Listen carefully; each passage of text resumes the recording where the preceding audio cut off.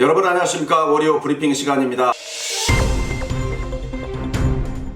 윤석열 탄핵 범여권 패착, 범여권 내 강경파를 중심으로 윤석열 검찰총장 탄핵 주장이 27일에도 지속됐습니다.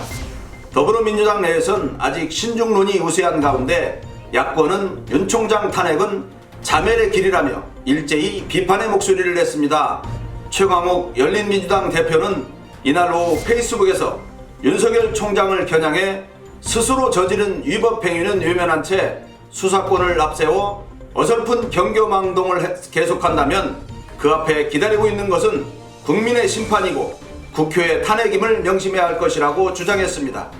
최 대표는 최근 우리 검찰과 법원이 보이는 모습을 보며 시민들은 정치적 중립의 형행화와 사법의 정치화에 대한 심각한 우려를 표명하고 있다며 직무 복귀에 환호하기 급급한 보수 참칭 세력과 검찰총장은 심각한 비위에 대한 일체의 반성과 사죄 없이 정치적 이익을 극대화하기에 여념이 없어 보인다고 했습니다.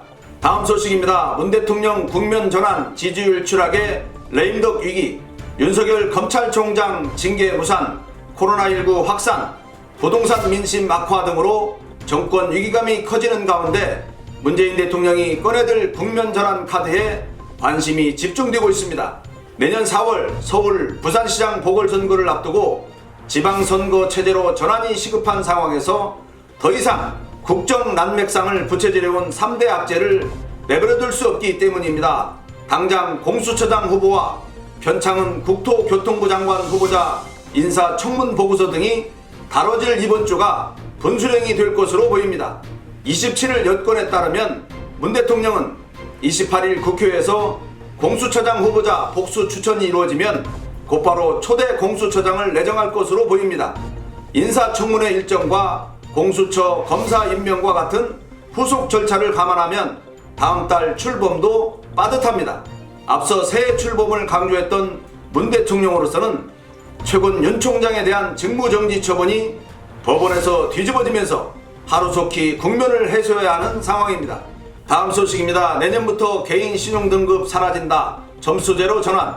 개인 신용평점이 662점인 이모 씨는 신용등급이 7등급으로 분류돼 1금융권에서 번번이 대출을 거절당했습니다.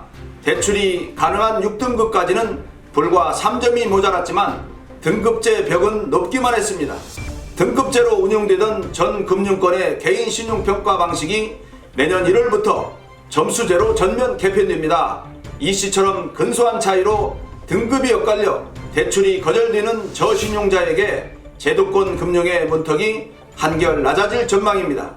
27일 금융위원회와 금융감독원은 다음 달 1일부터 개인 신용평가 시 신용등급 대신 신용점수만 산정하는 신용점수제가 모든 금융권에서 실시된다고 밝혔습니다. 1등급에서 10등급으로 산정되던 기존 신용평가가 앞으로는 1점에서 1000점으로 세분화하는 것입니다. 대다수 금융회사는 개인 신용평가사가 제공하는 신용등급을 기준으로 대출을 심사해왔습니다. 점수제 도입으로 금융 소비자의 신용도, 관리도 손쉬워질 전망입니다. 감사합니다.